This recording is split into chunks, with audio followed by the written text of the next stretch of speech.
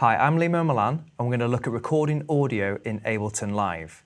So we've got a microphone, and we need to get this recorded into the Ableton Live environment. So let's just explain the signal path first. So I have my microphone lead, plugged into my audio interface, and that converts the signal from the microphone into a digital signal that then runs through the USB cable and eventually turns up inside the Ableton Live software.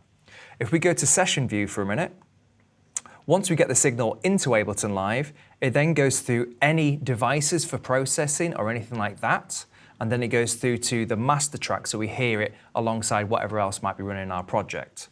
So first I need to get this set up to be ready to record, and we've got to make sure that we set our input levels on the audio interface rather than in the software itself. It's better to have a good, healthy level of signal when we're in what's called the analog domain, where the signal is still a voltage and we still have a signal and a lower noise that sits behind the audio signal. So we're going to make sure we have the highest possible volume that we can have going in.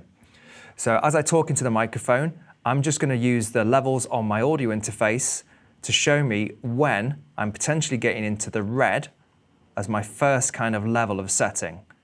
Then what I need to do, because I've confirmed the signal's getting into my audio interface, is allow that signal to then appear within Ableton Live.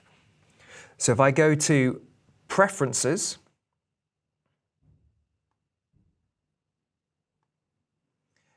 under the Audio tab, we have Audio Input Device and Audio Output Device. So the output is that audio interface, that's plugged into my speakers, but I haven't enabled the input from that audio interface yet.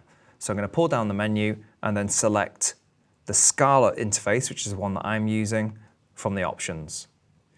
If you have multiple inputs and outputs, you can configure that using the Input Config button and enable or disable various inputs and outputs. But I've plugged this microphone into Input 1 on my interface, and as you can see, that is already enabled in that menu.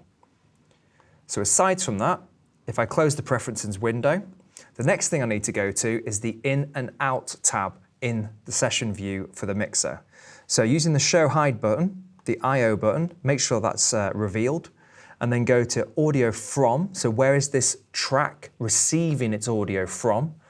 I want it to be an external source, so from outside Ableton Live, and I want it to be from Input 1. And as I'm talking, if I talk close to the microphone, you'll see there's a small overview of the level coming in. So I have the option here of choosing 1 and 2 together or just number 1. It's a single sound source and it's not stereo, it's mono, it's just one signal. So I just want to select number 1. 1 and 2 is useful if you're recording, say, the outputs of a synthesizer that might have a left and a right output that you want to capture together. I just want to capture that one signal. So the next thing I want to do is record arm this track. And once I've done that, I can see my signal coming in. So if I get close to my microphone again, I can check what kind of level is going in. So we have like a last peak level here, which allows us to see the last highest signal that's been hit going into this input. So at the moment that's showing us around about -3 decibels. And I'm talking in my normal talking voice, which is the one I intend to use rather than singing or shouting. But it's still a little bit high. There's not much margin for error in case I get a little bit, let's say, more excited and get a little bit louder. So again, not in the software, on the audio interface, I'm going to reduce the input level into the audio interface.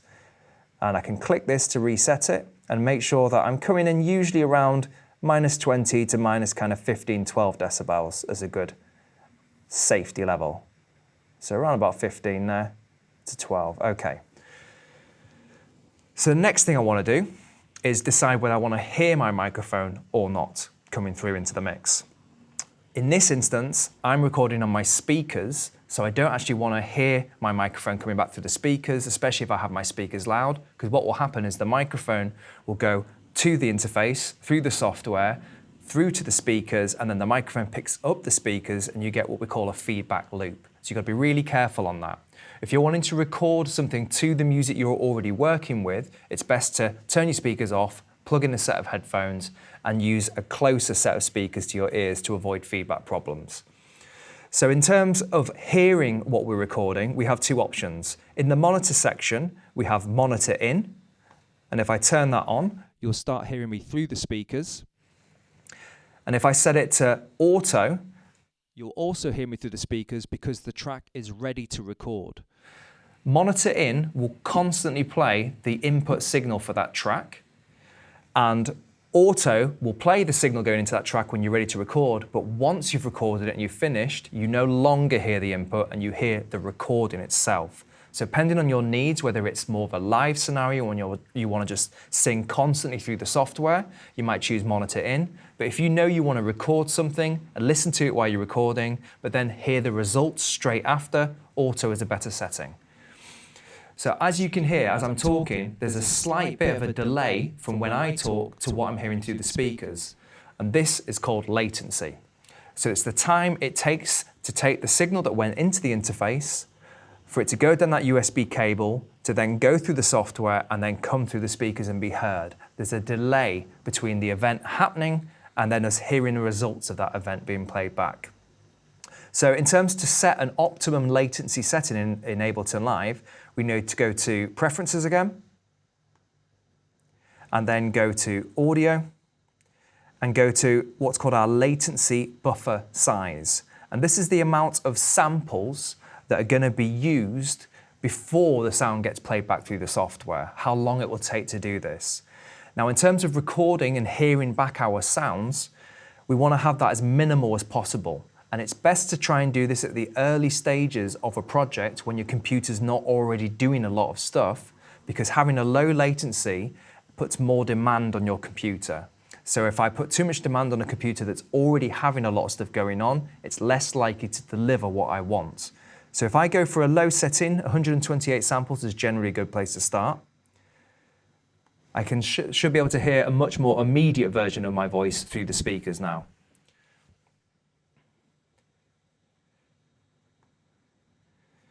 So now that I've set my input level, and I'm checking that's still okay based on how loud I'm being, I'm ready to record. So I can either record in session view or in arrangement view, and they're fairly similar in process, so let's do it in two different ways. If I hit record in session view in the clip area, and just double click that to show the content, as I talk into the microphone, you'll see that the actual clip is being updated with the content, and when I'm finished, I can re-hit the launch button, and then we suddenly have the recording. Click that to show the content. As I talk into the microphone, you'll see that the actual clip is being updated with the content, and when I'm finished, I can re-hit the launch button. Okay, so that's a recording in session view. Now, if I was playing along to the music, I could cue that, maybe with a pre-count, have my headphones on, sing, or do whatever it is I'm doing through the microphone to the music, and then it'll be recorded in time with what's going on. So let's just delete that clip, hit backspace, and go to arrangement view. So arrangement view is slightly different in respect it's going to potentially just record endlessly and not loop back once I've recorded it, because it's not session view. It doesn't want to keep looping all the time, but the principles are pretty much the same. So the first thing I need to do, because I've used session view, is turn off the playback in session view. So I'm going to hit the back to arrangement button here. And now it means that everything I'm doing in this view is actually happening and not being overridden by activities that are happening in session view. So press stop, make sure I'm at bar 1 beat 1. And when I'm ready, hit record in the arrangement transport, and then it will record my audio clip into this area instead. So I'm recorded into arrangement view now. Things are pretty much the same. My choice of voice and words are slightly different, but everything else is pretty much the same in terms of setup. And when you finish, hit space, and you can play that back. So I'm recorded into arrangement view now. Things are pretty much the same. My choice of voice and words are slightly different, but everything else is pretty much the same in terms of setup. Okay, so to recap, we've checked that our microphone's plugged into the interface. We then made sure that the audio passes from the audio interface into the Ableton Live environment. We then decided if we want to listen to the microphone through our actual mixing environment in Ableton Live or not, and how we can maximize on the time it takes to hear that back by setting a low latency setting.